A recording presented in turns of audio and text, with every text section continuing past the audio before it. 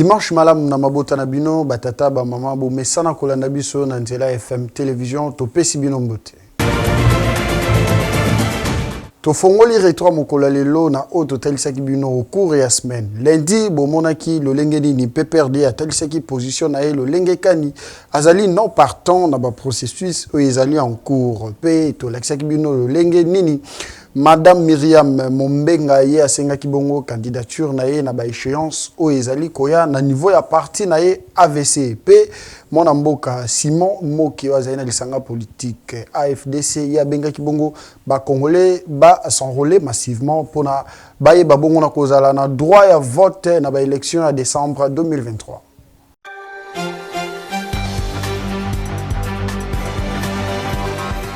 PPRD parti cher ya mwana mboka Joseph Kabila Kabange bango balobi bazali non partant pour un processus électoral en cours.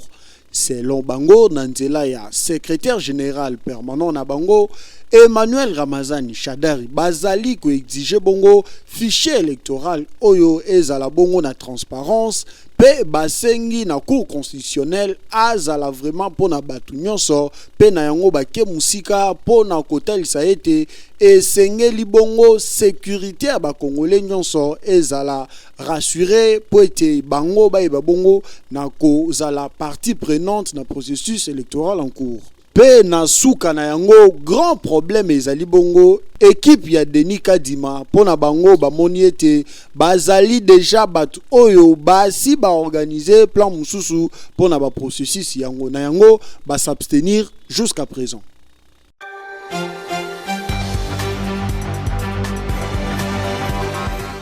Coordination ya Lukunga ya parti politique AVC eyebaki na koyamba mokolo ya samedi candidature na ba échéance o ezali koya ya membre d'honneur na yango tobengie Mama Myriam Mombenga o azali bongo cadre ya na parti yango na yango a se conformer na mibeko ya parti po ete aya ko déposer candidature na ye en bonne et due forme. Na yango ayambamaki na vice cordon Daniel Fungula ezalaki pe na présence ya secrétaire exécutif Michel Kambu masolo oyo ndeko nanga ndimelanga ebetamaki kitoko bayebaki na kosolola na oyo etali ba stratégie oyo parti esengeli echa en place po ete eba na ko participer kitoko na ba élection ezali koya ya kosimba ezali ete maître Didier Boudimbo ayebi bongo na kopesa privilège na ba mama ya parti AVC bayeba bongo na koya pe kotika ba candidature na bango po souci na ezali komona ba postuler mingi à tout le niveau pour être AVC et bongo ba députés nationaux peu provinciaux et belé na ba élection au ezali koya.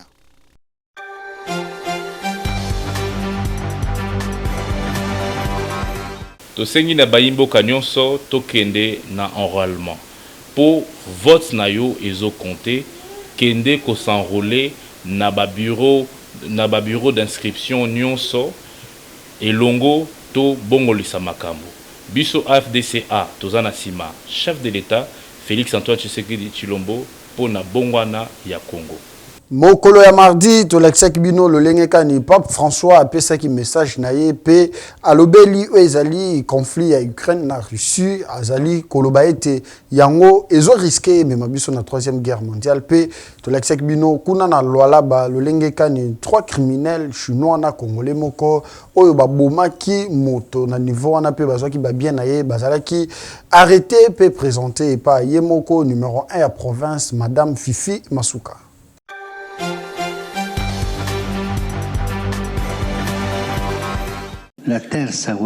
Pape François asilaki na kolobelela na oyo etali guerre oyo ezali kosalema na Europe to pe na Afrique pe amoni danger ya makasi ezali koya na oyo etali 3e guerre mondiale suite ya ba comportement ya ba autorité ya ba mboka mingi oyo bazali kaka kovote na oyo etali guerre contre baninga na maloba na ye alobaki que guerre ezali ezali eloko ya malamu te po ememaka pasi na mboka mingi nzala pe bamakama ya mabe ebele na mboka oyo eyebaka kotushe bana mikolo pe rang social nyonso bazalaka affecté na o etali guerre. Azali kokondane guerre po ezala ata na miso ya Nzambe ezali eloko moko ya malamu te. Kasi asili na kosenga ete kimia ezala na bamboka nyonso po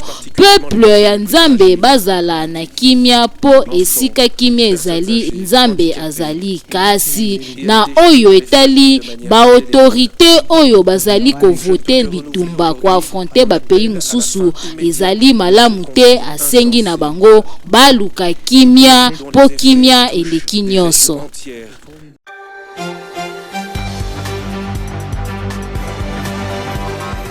Quatre présumés bandits bazalaki appréhendés et pas ya commandant ya 22e région militaire o asokipaka na sécurité na province ya Lualaba et pas wapi 3 chinois pe congolais moko bazwamaki na maboko ya général pona kotalisa bango et pas ya gouverneur ya province na misala ya mabe bazali kosala. Ba chinois obomoni bazali auteur ya meurtre, c'est-à-dire babomaki homme d'affaires moko azali moko ya bango, c'est-à-dire chinois pe baki kobotola montant à $519 000 le 30 décembre dernier. Na maloba na ye commandant ya 22e région militaire a présenté ki bango et pas ya gouverneur o ezali madame Fifi Masuka Saidi. C'est la sécurité des personnes et de leurs biens qui nous préoccupe.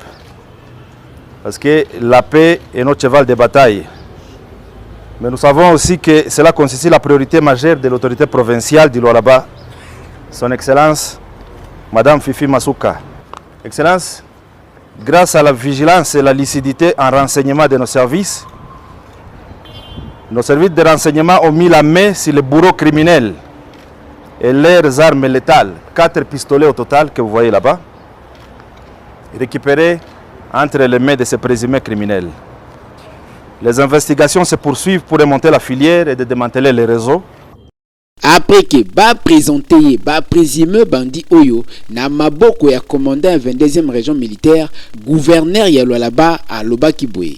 Je ne pensais pas aujourd'hui pouvoir me mettre pour parler de la mort. Hélas, Dieu l'a permis, mais Dieu vous a donné la force de pouvoir aller les dénicher là où ils étaient partis. Au Lualaba, nous vous donnons tout. Nous vous donnons le travail. Vous venez travailler, vous êtes dans nos mines, vous êtes dans nos infrastructures, vous êtes dans tout ce que nous pouvons avoir comme affaire dans cette province. Mais voilà ce que vous avez montré. Vous avez tué un de vôtres au nom de la population de Lualaba, général, avec toute votre équipe. Nous vous disons sincèrement merci du fond du cœur, car nous savons que vous êtes dehors en train de patrouiller pour que nous puissions dormir. Et sengito simba que ba bandi o bozali komona bazwamaki na maboko ya commandant ya 22e région militaire et pa wapi ba botolaki bisale na bango bakangaki bango na ba arme létale pe à feu pona kutanga kaka wana o eservaka bango pona coopérer na tina ya koboma pe kobebisa kimia ya population. Mokolo ya mercredi tolakisaki bino démission ya mwana mboka Richard Muyej o azalaki bongo gouverneur ya Lualaba pe totalisaki bino lolenge kani avenue Kapela na croisement na yango ya université ezali na ita moko ya malamu te.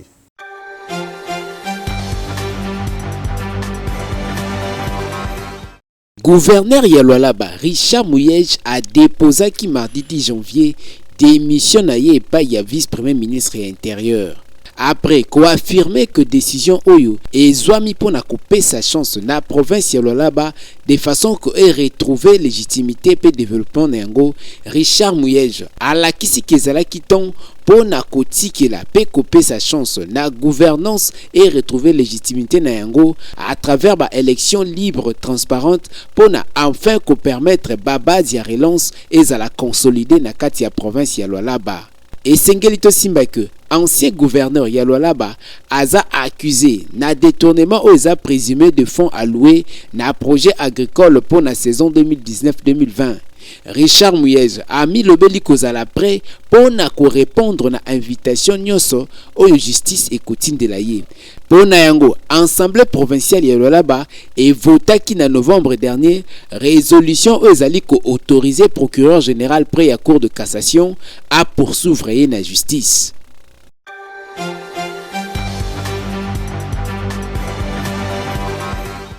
Tozwami na balabala université na croisement na yango ya Vini Kapela. Bota la binomoko maziba oyo bozali komona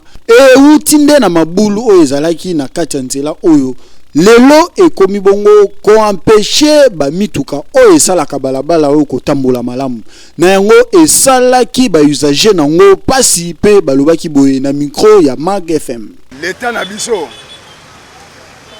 to pingite to critiquer te mais ana suivi te parce que nzela ba bandi kuna na bongolo ekomi awa bakati awa bakako continuer mpanzi mususu sans oublier que awa musana ici bakati epo nani po balingaki mabulu ya minene après bakende kosenga su mbongo na gouvernement bimisi su mbongo po aya kobandela su musala oh c'est pas ça tu vivre bien te bon awa tu vivre na pasi parce que embouteillage sala mana awa makasi po mabulu oyo oveda yaki asalaki donc abwakaki zelo na ye mais banda babwaka zelo na bakenda nande bambula yo ya na bambula nde yo ya nde monique nde to vivre boye banzela ba ucho bongisango il y a même pas une année babongisaka place tout nzela zo continuer ko beba boye balekaka wate balekaka mais oleke babutala tanzela no ba député ba mabozela kana 2023 wa po banda koya ko tshela so ba par 4 ba nini ba banderole ke no to ko voter bango mais tant nzela zo beba mutu mo ta msaporte ke no ko ya bongisa te yango to sengi na bakonzi o baza likolo o baza quand même na volonté ba ya hôtel la nzela ya Kapela o tokosenga na bakonzi ya mboka en tout cas soki misala ya bobongisi nzela ebandi basalaka suivi na yango po ekomati na suka po kotala modèle babandaki kosala nzela ya université pe ya Kapela kosuka na nzela boye esali kitoko te. Mokolo ya jeudi tolakisaki bino lolenge kani bakulu na o bakangamaki na commune ya Ngaba bazaki présenté par numéro 1 Francis Bolinga pe totalisaki bino lolenge kani Kinshasa ezali kokoba toujours salité na salité.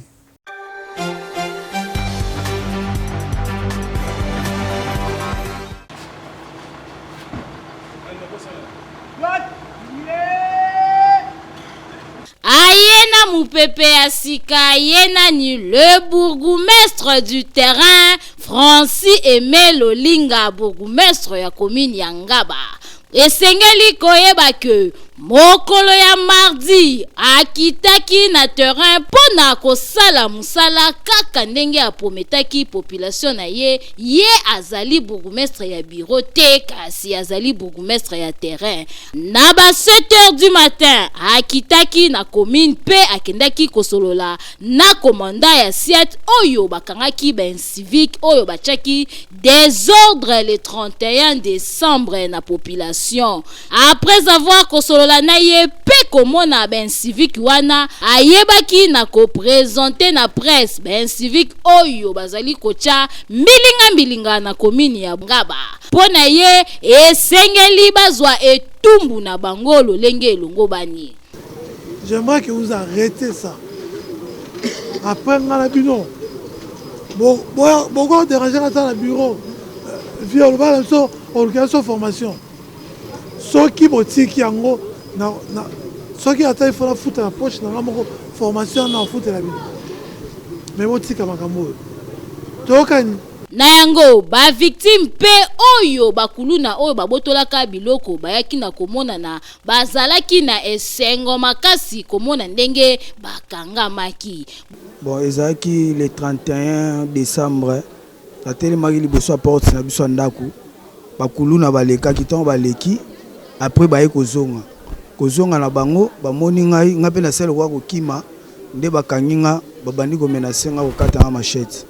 babotola nga téléphone bazwa nga mbongo bona 5 à l'état sa musana epo nga na eloko olobate boyende ezalaka longonya na bourgmestre Francis Aimé Lolinga oyo azali kosala musala kitoko population balobi bakobanda kobenga yo papa terrain po makambo osali batikala komona yango te bazali sima na yo kasi balobi tala pe bangambu mususu ya komini ya Ngaba oyo ezali malamu te balobi bazali sima na yo pona kopuse yo osala musala kitoko po début déjà etalisi makambo kitoko makasi boyende ezalaka.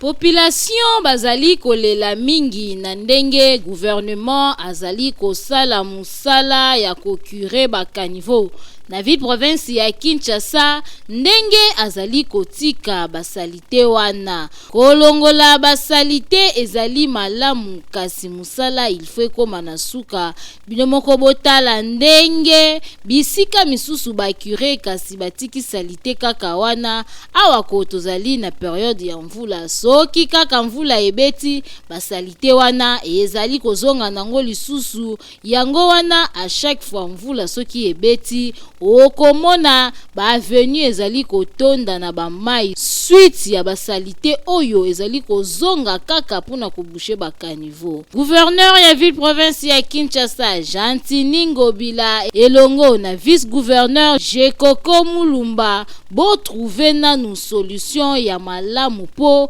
Kinshasa ezonga bopeto kobenga na batu na nzela ezali malamu kasi environnement pe soki ezali salite ezali malamu te bozwa nanu solution na oyo etali curage ya bakanivo pe ya ba rivière oyo ezali na ville province ya Kinshasa kolongola basalite wana kotika bakanivo polele pe basalite wana komemango bisika elongo bani po banzela ya ville province ya Kinshasa ezonga kitoko boyoki. Mokolo ya vendredi tolakisaki bino lolenge kani Félix Antoine Tshisekedi Tshilombo président de la République annonçaki expédition ya première lot ya or na Dubai pe tolakisaki bino pasi ya mai na Kinshasa.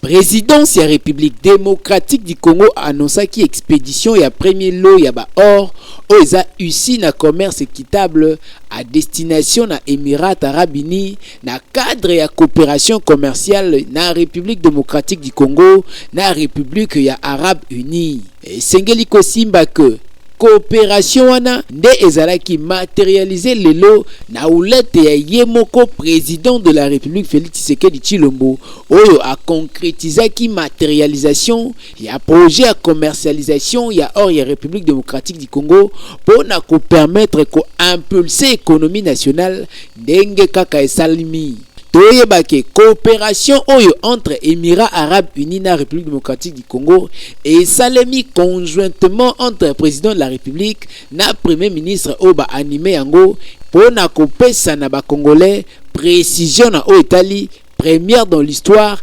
exportation ya ba minerais ya République démocratique du Congo et yeba na grand public pe ba Congolais nyonso ba yeba et pa wapi ba or na bango na ba diamant sengeli kokende pona ko profiter na yango pe pona ko tombola économie ya mboka Congo ezala kandeboui Fachi béton national.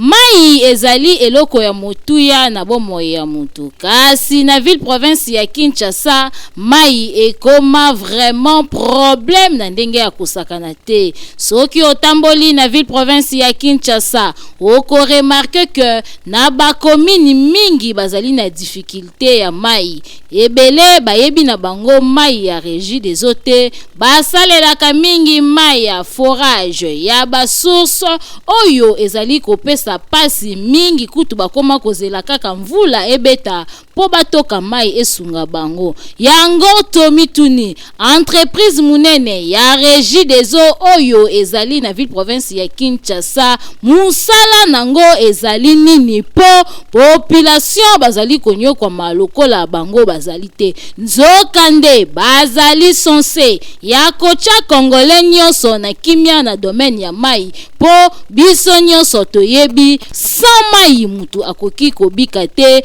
po mai esungaka biso na ba domaine nyonso, alors que bakonzi ya Régie des eaux bazali komona lolenge nini population bazali konyokwama na ngambo na bango bazali kosala eloko te oyo ezali nanu premièrement perte pona bango po soki ville province ya Kinshasa nyonso bazali na eau potable boyebi mbongo combien ekokota na kesi ya l'État. Na yango wana tozo ko interpeller bakonzi ya Régie des eaux bosala nanu musala oyo esengeli bosala population a se retrouver mai ekota na kwen nyonso ya ville province ya Kinshasa po population baebande na ko se retrouver ata bino moko tozali na ba rivière na fleuve na kati ya capitale ndenge nini population bazali konyokwa mapo na mai oyo ezali dossier ya suivre population bazali kotalela pe bazali ko jimele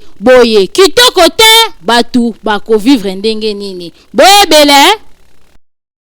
Samedi pour kosukisa total sakibino lolenge nini conseil des ministres ezalaki pe tolobelaki lolenge kan numéro 1 ya komina ngaba azali kozala toujours na terrain pote ay babongo na kocha ordre pe côté ya bayike na o etali bongo misala na bango botala lolenge nini salongo elekanaki mpanzi na ye.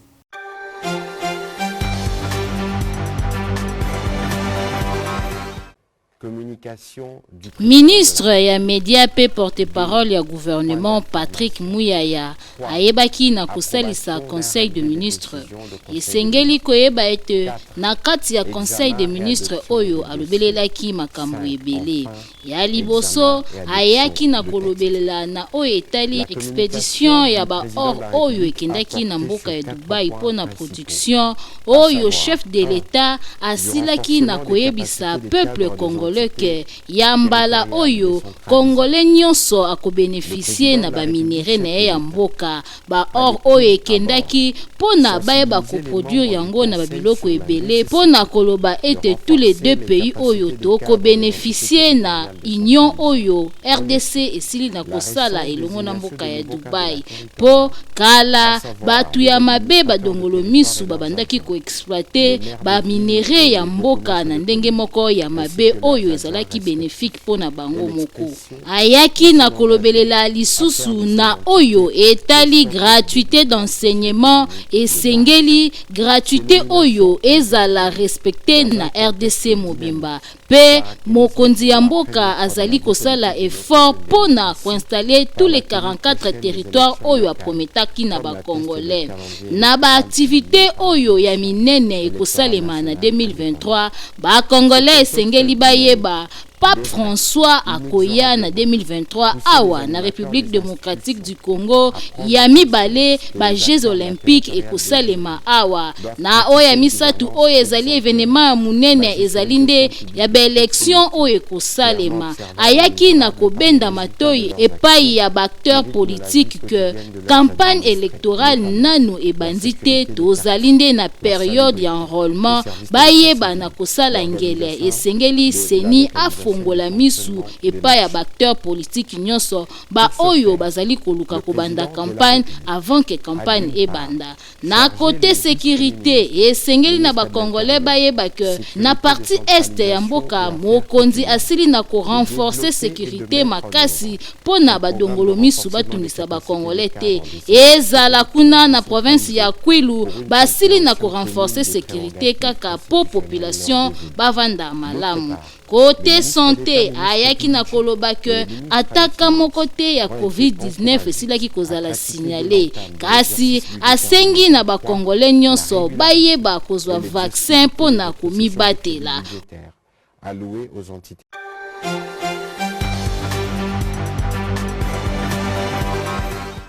Le bourgmestre du terrain, Aimé Francis Lolinga, akitaki mokolo ya lelo na commune na ye kaka pona kosalisa mobange na salongo po alobi ngaba ekozala lisusu salite te alingi ngaba elata elamba ya sika kaka ndenge bozali komona abandaki na rompwe ngaba ti na kianza azali kotambola bien megaphone pona kobelela koyebisa na bateki nyonso oyo batekaka na nzela bakanga nanu po samedi deja leta tia de 6h ti 10h ezalaka moma ya salongo avant population babanda koteka azali kokota na bavenu kosolola na ba chef de rue po bayeba kobeta sete chaque samedi population babimaka pona kosala salongo kolongola basalite kokure bakaniveau po mai elekaka bien po soki mvula ebeti mai esokile sans problème bosoto na commune ya Ngaba il faut esila mpe ke bokonzi ya leta place nyonso esengeli ezala il faut bamona yango ntina tokiti mpona kolakisa bato ke salongo ezongi etumba kolanda mpona tobongisa esika biso nyonso tovanda esika toliaka esika totekaka mpona kobongisa yango etumbu soki bayoki maloba te tokena etumbu.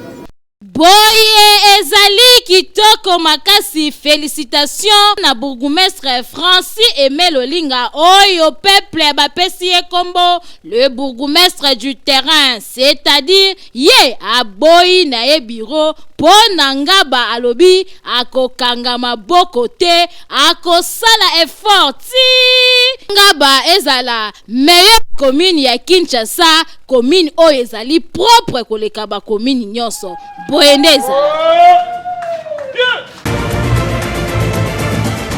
Bozaki ebele pendant Olanda Retro mokolo lelo esengozaki yanga ko présenter bino yango un grand merci na Florent Okita zaki na nouvelle équipe na zaki assisté bongo na David Ntiala to santé LMK Mizegele mwana Muswahili atonda elengi bo comprendre yango ezala kase bongo na niveau technique Danda Cruz makasi papa ya ba As da Cruz to santé DT Muya azala ki pe wana na niveau ya montage Francis Peta azaki pe na biso bino ba bomesa na kolanda biso na nzela ya chaîne YouTube na biso Fondation Malua Kimia e Ingela na mabota na bino tokutani bongo mokolo ya lendi pona basango isusu.